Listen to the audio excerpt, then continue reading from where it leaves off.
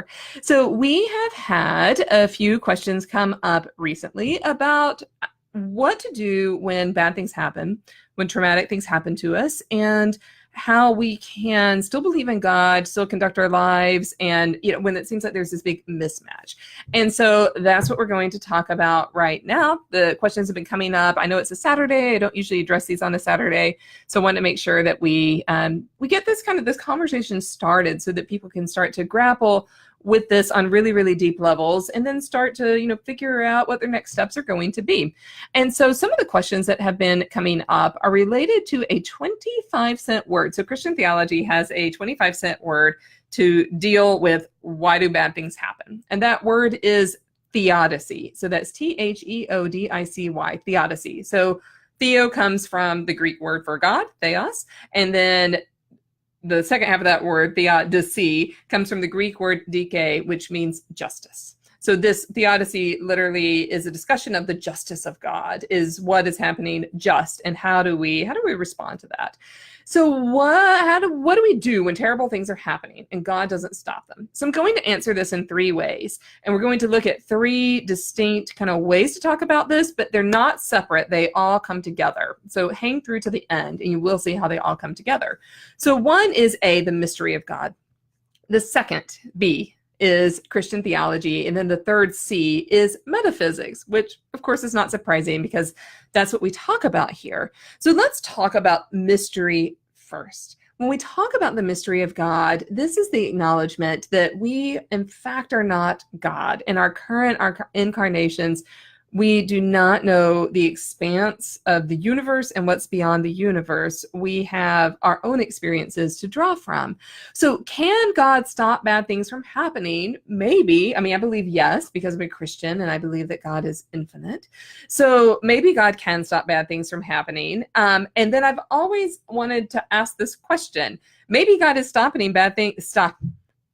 Stopping. Take a deep breath. Whew.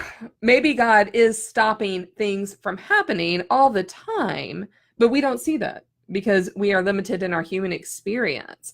So I kind of wonder, maybe like horrific things are not happening all the time because of God's intervention, but we just don't know what those are. And so anyone who says that they can definitively answer, if they're believers, that they can definitively answer why bad things happen or not, in fact, we can't. And a somewhat damaging Christian answer has classically been, well, that's God's wrath or God's punishment. I very rarely, if ever, I'm going to say a strong never here, believe that that is the case. I do not worship a God whom I think enacts violence or wrath upon humans because of our mistakes. Instead, I'm going to turn to the second mode of talking about this, which is Christian theology and the Christian theological concept of free will. So hi, everyone. I'm kind of tuning in, see who's here. The Christian theology concept of free will. And Christians really love to talk about this, so I think this is worthwhile of our consideration. We know that as humans, we have agency, we have conscious choice, we can make decisions for ourselves. God does not make every decision that happens in our life. I believe that God is caring for us during those decisions. And so we all know people who make really, really consistently bad choices in life, and then not bad choices, sometimes bad choices. People who make choices that always, always, always yield the result they say they don't want, but then you see them go back and then they make the same choices over and over and over again.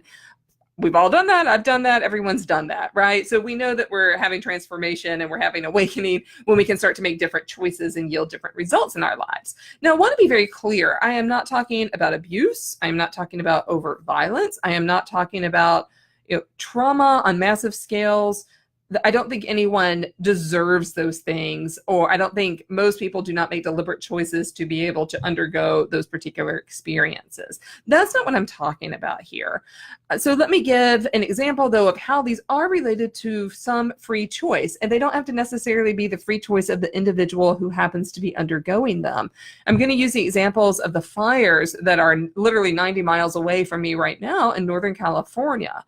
And so They're victims of this fire already. Some firefighters, some people who have lost their homes, some people who have lost their lives. I don't believe that they deserve that. There were two fires. One was begun by an individual who had a low tire. The rim of the tire created sparks on the pavement, and those sparks created a fire. So I'm angry about this because this is irresponsible behavior in a state where we undergo routine dry seasons. We're in our dry season right now. Like everyone in Northern California knows you don't go outside and light a match during the dry season. So this is actually irresponsible. Now, I don't think this individual intended for this fire to begin. He did not intend, he or she, I don't know who, did not intend for this loss of life. But as a result of this person's free will, these things are happening. Okay, so that's an example of agency and free will. Can God intervene? Yeah, sure, God can intervene, but God also gives us this gift. It's not a gift if God disrupts the gift all the time, right? So free will has its flip sides, right? We can use our free will for evil. We can use it neutrally. I think this individual is actually using it neutrally. She wasn't trying to start something bad. And we can also use our free will for good, right? Like we can do all of those. Sorry, I'm still discombobulated from my earlier free will a mistake of agency of posting this video in the wrong spot on the internet. So free will then has it kind of runs the gamut. So let me use an example of children who are abused, which is just so horrific, and this may have happened to some of you. It's the one that hurts my heart the very, very most. That's not the child's fault. The child is not choosing that, but an adult in their life is. An adult is making that choice in their life and exercising this kind of free will and agency in really destructive ways. So in the world, we come to a place of healing, and especially as believers, as Christians, when we can transform the people's kind of their own trauma and the ways that they act in destructive ways in the lives of others, when we can help people transform that into radical healing for themselves and then to others. So free will works both ways, right? It can also work when a church opens its arms and its doors to its own past. Say they've been exclusionary to the LGBTQI community, and they look at themselves and say, that was wrong, that was sinful, what we did is sinful, and now we're going to do some study, we're going to come to some reconciliation, and we're going to do whatever we can to be the most welcoming church that we can. They can't necessarily change the past trauma that they caused, but they can look forward to the future and cause that ripple effect of goodness in the world, right? Through their own free will, through their own agency. Okay, so we've explored mystery, we've explored Christian theology and the concept of free will. Now we're going to turn to metaphysics. So our studies in metaphysics seem to show, and again, this is a proof from the negative, but they seem to show that we choose a lot before we are born. Think we probably choose the family we're born into, we choose the location we're born into, we choose some of those early circumstances. We don't choose all the trauma that came before that, may be at play in our family of origin or anything like that. But those are the circumstances that we say, yeah, I'm coming to Earth now, and because I'm placed in this particular location at this particular time, I know that these hardships are likely, and I'm going to choose to undergo them. So I think, and again, this is all from people's experiences, meditations, anecdotes, kind of interdimensional, meditations that people have done. But I think that we know that Earth is a learning camp. It's a learning camp for humanity, and learning camps come with hardships. And again, I'm not talking about choosing, I don't think that we choose to be abused. I do think we choose to kind of come onto this earth and say, I've got to undergo this particular hardship so that I can learn quickly a lesson that I need to know, and then help others. And the helping others is really, really key here. So my hardships have been my greatest teachers. When I fall flat on my face, I've also learned the most, right? So it could be that on a vibrational and metaphysical level that God doesn't intervene because we have this gift of free will, right? And I think God respects that gift. B, we're in a massive learning camp, and that learning camp includes hardships. C, we have this kind of metaphysical vibrational energy that leads us from hardships, and this is important, to places of healing. From those places of healing, we are able to offer healing to others. But until we undergo all three of those steps, that's going to be really hard. You are most able to help people who are in the middle of a hardship that you went through and then have subsequently enacted your own healing about with God's help. This isn't to say you deserved that pain, but that you are using the pain you underwent. You've done your own healing work, and you're taking that to the next level. And as Christians, that's what we call justice. Justice is when we participate in making the world, making the universe, making the communities around you into the better place that they can be, which is God's kingdom.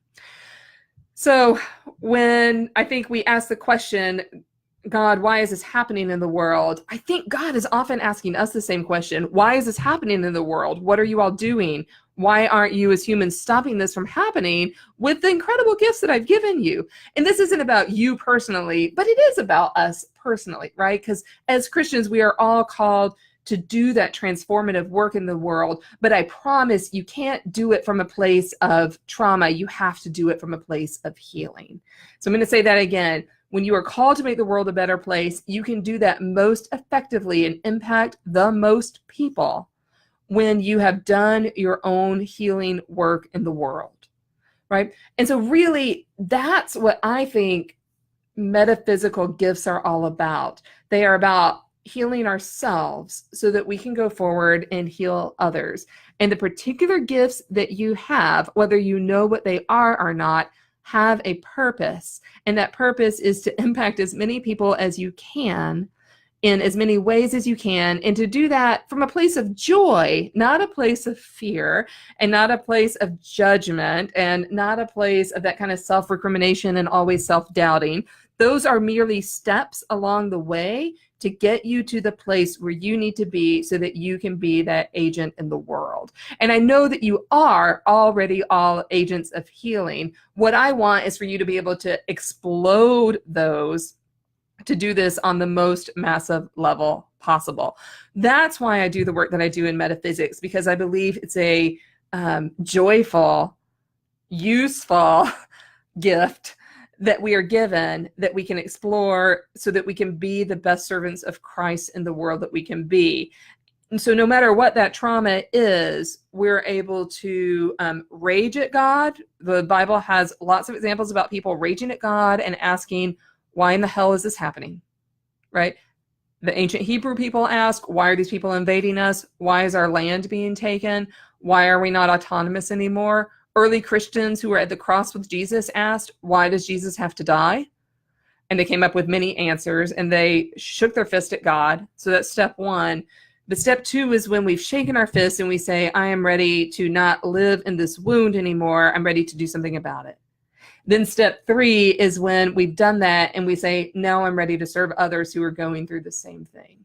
That's what I'm here for. If this is something that is piquing your interest, especially in terms of metaphysics and how you can use metaphysics in your own Christian journey to be a radical agent of healing for others, now's the time to reach out to me. You all know how to get in touch with me. You can comment under here. You can private message me. I would love to hear your questions. If you're already a highly attuned metaphysical practitioner and you're longing to see how you can fit into the Christian story, you're not quite sure how that Christian story applies to you, I'm preparing some things for that. So stay tuned. Let me know who you are so I can put you on a special mailing list about that, so that when something is ready, you'll be the first to know, because it's easy to miss all the announcements in here.